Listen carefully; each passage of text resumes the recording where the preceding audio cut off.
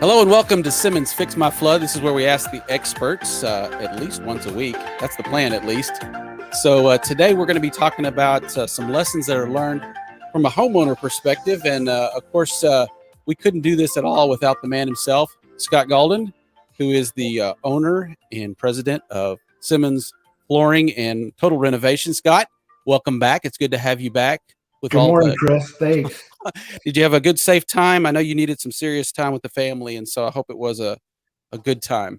Got to enjoy a few days away. And by the way, I have to correct you because I'm not the president. I'm the vice president. You know, that's right. Yeah, I will probably get a notification from your wife's attorneys on that. I need to probably clarify that just a tad. So, Julie, sorry about that. I work for her. Don't we all? Yes. That's a whole nother subject. Man, it's great to see you. You look refreshed, tanned, ready to go. But then again, you always look that way. So what can I say? What can I say? So today we're going to tackle things from the perspective of the homeowner. I think it's going to be a really helpful time for folks that are contemplating this or they're scheduled for this to begin. And so it helps prepare them a bit. Why don't you tell us a little bit about what we're going to talk about and then introduce our guest for today? Sure. At this point, Chris, we've got a lot of homeowners that are in that phase of trying to get everything ready for the project to begin. In some cases, they're still waiting for the insurance estimate. In some cases, we're in the negotiation phase.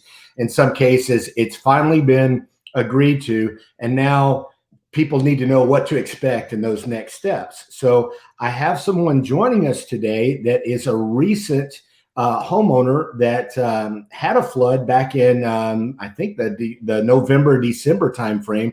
We were able to get their house repaired prior to the freeze. So I've asked them to join us today to kind of give everybody a little insight as to, what the process is like once you're in the middle of the repairs. So maybe we can bring Chris in right now. Chris, welcome. Hello. Thank you for having me. You bet. You bet. So this is Chris LaRoe. Chris recently finished a flood repair project with us, probably right before the freeze, right, Chris? Y'all finished like the day or the week before the freeze, and I was terrified the entire time that my house was going to flood again, and the brand new floors that we just put in were going to be destroyed. Like it was the day or the week right before we got the freeze that we finished. Wow. You want to tell everybody just a little bit about what you're like? How did you first find out you had a flood? What was it like the very first day? Yeah, I was I work out of the house. I'd gone downstairs like at a break in the afternoon, and I walked into my kitchen and stepped in water and looked down and was like, what is this? And called my wife down immediately. It was like, why is there water in our kitchen? And so we started walking around trying to figure it out because it looked like it was almost coming up out of the floors. But in our kitchen, like there isn't really anything that leaks there. Our sink's on the other end, our dishwasher's on the other end. So we started walking around trying to figure out what it was. And our water heater didn't have a pan on it from when it was installed. It was the original one, and the bottom of it had actually rusted out. Oh, no. And leaked through our pantry into our kitchen through a wall. So it was stepping in water downstairs, terrifying. There's not supposed to be water there. Like most water damages, it's not until a lot of damage has already been done that you actually figure out that there's a problem, right? I mean, because you have to see the water. Yeah. So what were your first steps when you first found that out? How did you get started? Well, we figured out what was wrong and immediately tried to stop it. So I turned off our water heater. I actually went outside and turned off the water to the house, turned both of those off immediately because I didn't know exactly what it was and what part of the water heater was leaking, if it was like the underside of it, if there was a pipe going to it. So I just turned off all the water to start with. Sure. If you don't have one of those keys that lets you turn off the water to your home, go buy one right now. I keep mine in my garage, like right next to my garage door. I don't hide it. Like it is immediately accessible, so I can run out there and turn off the water. Absolutely. And then I just started calling people. We actually have a home warranty on our home, so I called them because I knew I needed to get someone to look at the water heater first to figure out what was wrong with it. Because if we didn't fix that, it was just going to continue to flood. So I called our home warranty. our issue is ours happened Friday afternoon, so we had to go the whole weekend without having anyone come out. But I called our home warranty, and then I called our insurance and basically said, like, hey, I think I might need to put in a claim. Let's start the process. Like, what do I need to do? Ask them some questions, and they got an appointment set up to have an adjuster come out and look at it. And then I also had the home warranty at the same time. They had a plumber set up to come out and look at it Monday. Okay. And so obviously you used us for the project. How did you find out about Simmons, or what caused you to pick up the phone and give us a call? You did work for my family, my sister-in-law and my mother-in-law. You redid a bathroom for my mother-in-law, and then my sister-in-law had a flood in her home where I think it was a toilet that ran while they were on vacation and flooded their whole downstairs. Okay. So you did the flooring and obviously some baseboard and probably drywall work for them. And they were just very complimentary of the work y'all did. So we decided to give y'all a call. I think we'll be sending your family Christmas cards this year, Chris. There's not many families we've done that many projects for. Yeah. That's very nice. Well, tell me a little bit about the process with the insurance company, because that's where a lot of people are getting tripped up right now. When you first got the estimate, what was that like? Yeah, well, a couple things before I even got the estimate. Like, call water restoration people when it happens. Like, yes. I waited the weekend, and the plumber told me to finally call them, but you don't have to wait for your insurance to give you permission to call water restoration people. Yes. Call them like immediately. Also, if you have fans, I set up fans in that room immediately, like just to try and get some air going and limit the damage. But you don't have to wait for permission for your insurance company to do mitigation like that. Like, get the water out of there, get fans set up, call a water mitigation team immediately. As far as it went with the insurance company, they sent someone out, I think, pretty quickly. It's like maybe Tuesday or Wednesday of that week, they sent someone out. Okay. And he did an estimate, sent it to my insurance adjustment. And I have no idea what I was looking at when they sent the adjustment, obviously. At that point in time, I'd already given y'all a call. So luckily I had James helping me out. And I just sent it to James, and James was fantastic. Like, immediately was like, I don't agree with, this, and this. And he came out and did his own adjustment, which you don't have to go with what the insurance company tells you dollar-wise. Like, that is totally up in the air for it to be discussed later. That's just an estimate what it is. So James came out and did his own, which was significantly higher than the insurance company did, which was really helpful as well, because the insurance company initial one would not have covered everything. Right. And I think that it's hard to explain to people when they're in a situation like that. They're like, well, this is what the insurance company said. But if we start the project based on what the insurance company said, we're going to run out of funds before the job's finished, Oh, yeah. And I mean, they didn't, I have a baby grand piano downstairs that had to be moved, put into storage and retuned. That wasn't even on the initial adjustment. I mean, you couldn't have done the work in my house without getting that piano somewhere else, because it would have probably been damaged by stuff. Sure. I mean, they didn't even put that on there. Right. Their idea is speed over accuracy, I think. So yeah, definitely. All right. So let's say once the insurance claim got approved and we came up with what we refer to as an agreed upon cost of repairs, right? We were in agreement. This is what it should cost. What were your next steps at that point? What were some things that you were doing at that point? Well, we had to go pick out our new flooring, because the way our house works is our downstairs is one floor. There's 2 living rooms, dining room, kitchen, bathroom, pantry, and it's all one floor. So with the amount of it that was damaged, we couldn't just piece it back together. We had to go get new flooring. So we had to, we went to your showroom. James was great. He had told us, hey, this is your price per square foot. We met someone at the showroom, and they kind of pointed us to flooring that was in our budget. Okay. So we went and did that. And then obviously you got to put a deposit down with y'all to get the work started. One thing I would say there is we chose to have our insurance company pay us via check. Don't do that if you can help it. I don't know why we did that. If your insurance claim ends up being over a certain dollar amount, which ours was, we had to mail a lot of those checks to our insurance company, or no, to our mortgage company. I'm sorry. We had to mail it to our mortgage company, have them sign off on it. Yes. To direct deposit or whatever they do to get it directly into your bank account. Don't take checks. I don't know why we did that, to be honest. But yeah, I mean, that, a lot of times, as far as prep, a lot of times they don't give you a choice when the mortgage company is involved. So they give us a choice, and I don't know why I chose check. All right. But yeah, be prepared to send the checks out to your mortgage company to sign, and that can take a while. So just keep that in mind when you're trying to make payments with your contractor, that if you've got checks floating around, there might be a little bit of a delay with that. Yes. Yeah.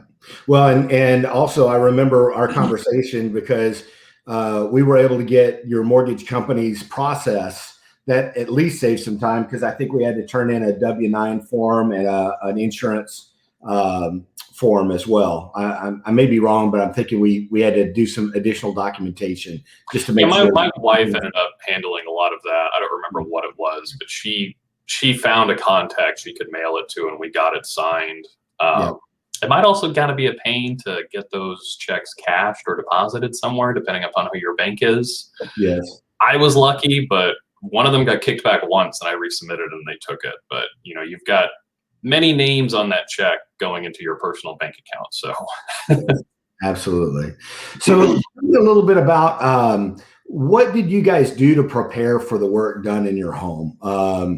That's always a question that people have, is like, okay, so what have I got to do? Because it seems a little overwhelming sometimes at the beginning of a project, of just what the homeowner needs to do to have their house ready. We didn't have to do a lot. I didn't feel like. The biggest thing we had to do was kind of remove knickknacks, because when they come in and they do the work, they're going to move all of your big furniture for you. You don't have to worry about that at all. But anything that's fragile, anything that's like a knickknack, like if you have stuff sitting on top of like around your TV where your TV is, or like on top of tables, or anything on your dining room table, put all that up. But it's small stuff like that. Anything small and fragile.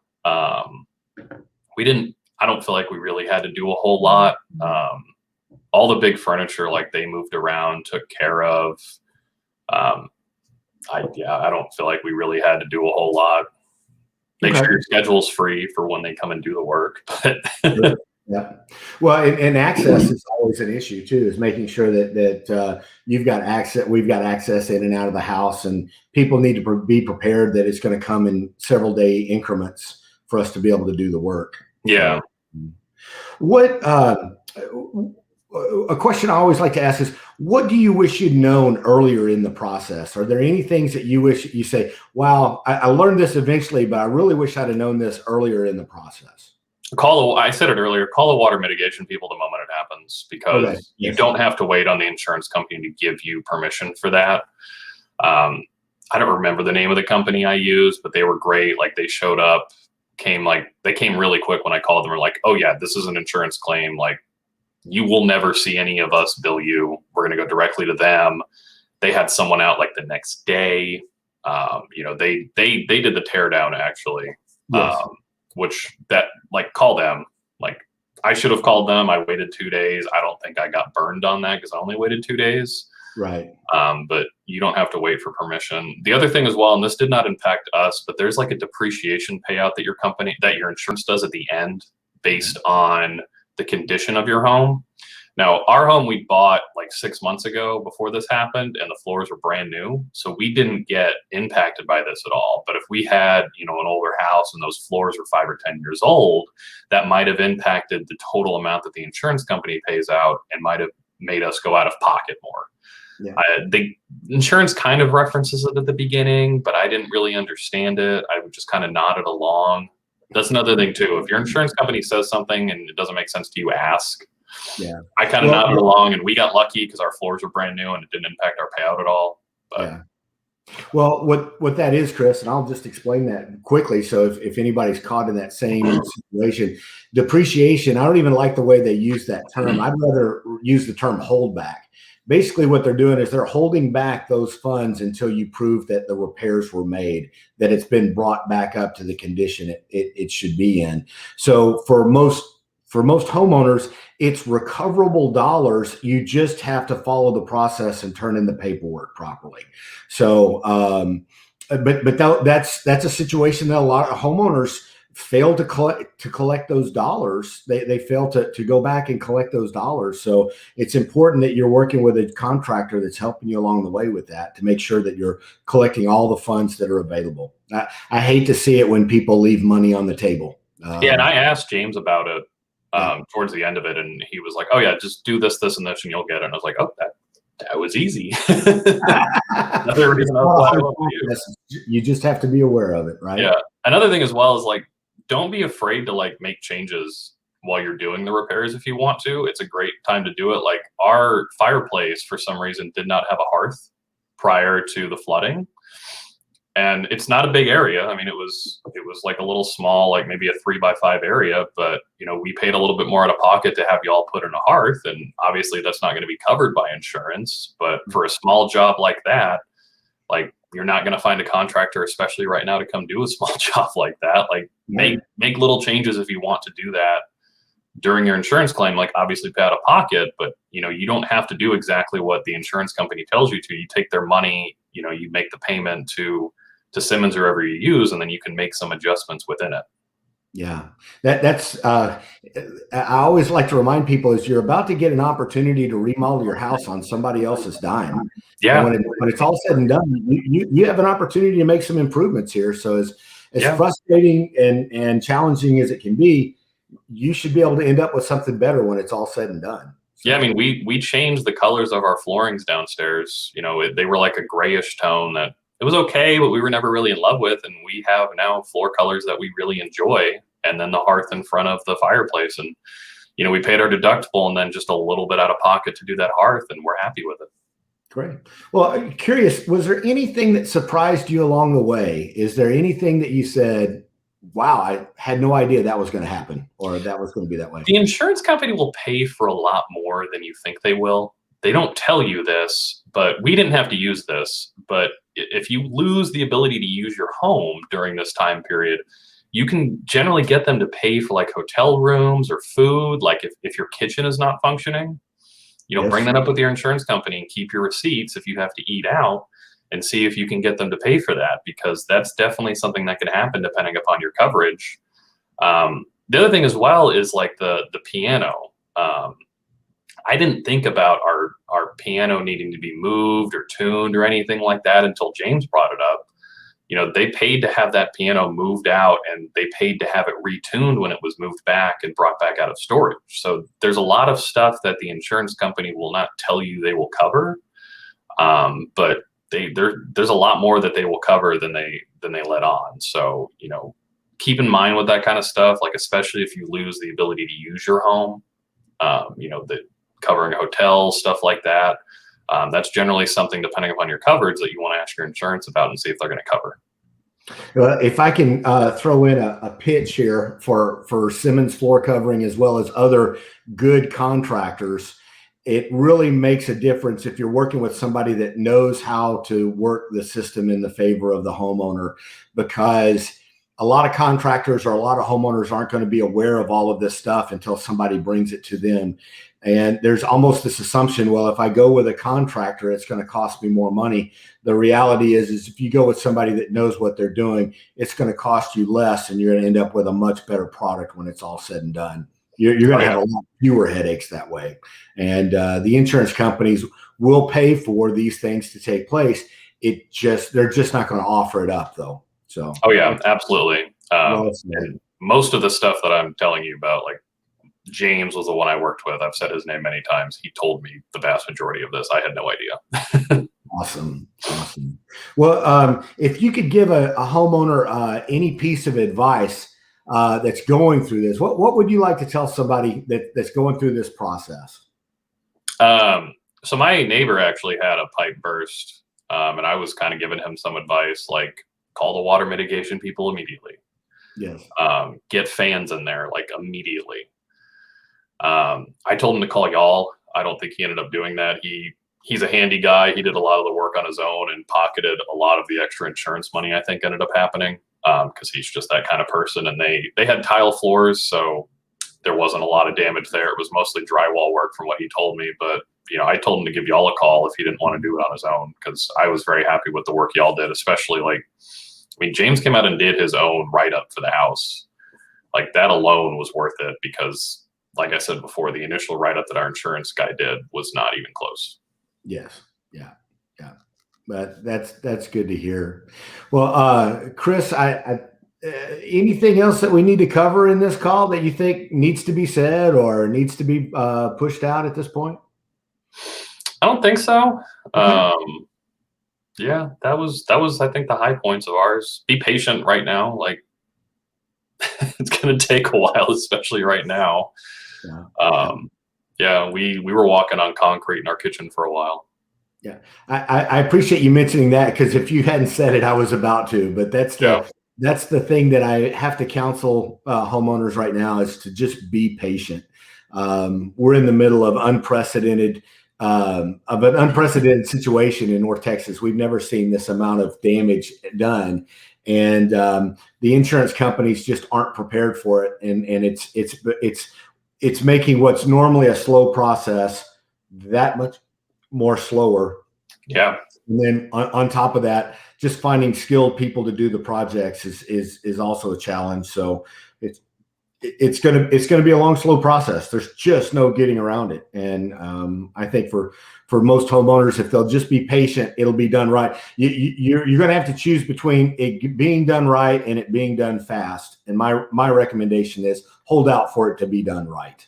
You know. Yeah, I mean, get your house in working order.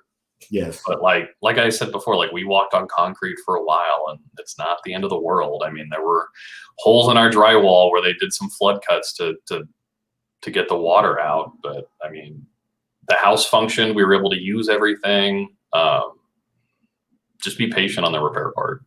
Yeah. Keep in mind, we're dealing with first world problems, right? Yeah, exactly. Yeah, put it in context. I'd like to get a little more insight into what it was like to have all that done and then see the freeze warnings come in. What in the world are you doing other than up in your prayer game to prepare for that? Yeah, so I remember looking, I think like a week before we were going to get the weather, and I saw on my phone that the low was like -2.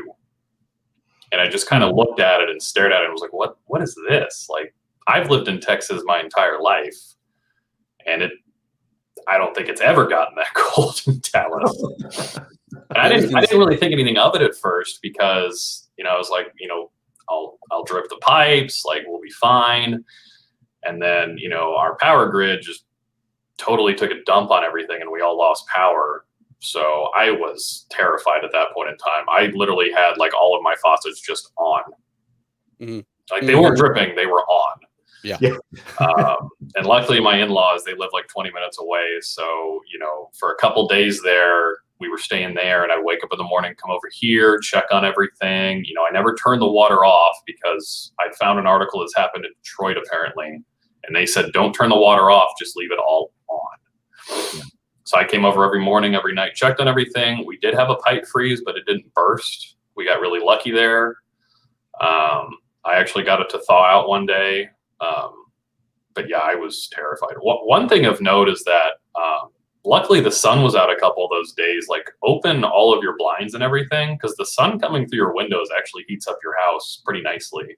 Yes. I think that saved a lot of us, because I had all the windows and blinds open on certain sides of my house to let the sun come in and warm it up. But I was terrified. I bet you were. Yeah, you know, you can do a lot. We have some rental property, and so one of the first things we'll do is we'll check for the outer walls and whatnot. That tends to be the biggest culprit. And then just open the cabinets. Keeping the cabinets up. Yeah, absolutely. It can be kind of crazy. Well, Scott, it was good to see you, and Chris, man, to have you here. You're fantastic. You're a natural at this. Maybe the two of you guys should host this thing. And it's been all the virtual working. Yeah, exactly. Yeah, we're all becoming a crack correspondents, aren't we? We are experts on webcams. Absolutely. Absolutely. Well, man, thank you so much again for joining us and for being here with us today. I think it's going to be some stuff that I think really helps folks as they're going through this process to know that they will survive, right? You can tell them they will survive, and they will actually look back on it and be glad that they went through it with the right people, right? Yeah, it's terrifying in the moment, but we're through it now. Our water heater has a pan on it now, so if it happens again, it won't flood out. But yeah, I mean, going with the right people, once it's done, you will feel a lot better. Absolutely. Well, again, thank you for your time, and Scott, good to see you. We'll do this again next week, and we'll have some more tips and hints from the experts. So thank you again for joining us. I hope you'll make a note to come back and catch us. Scott, how can people get a hold of you and Simmons if they need to? Store number is 940-566-6169. Again, 940-566-6169. Thank you again. Have a great week.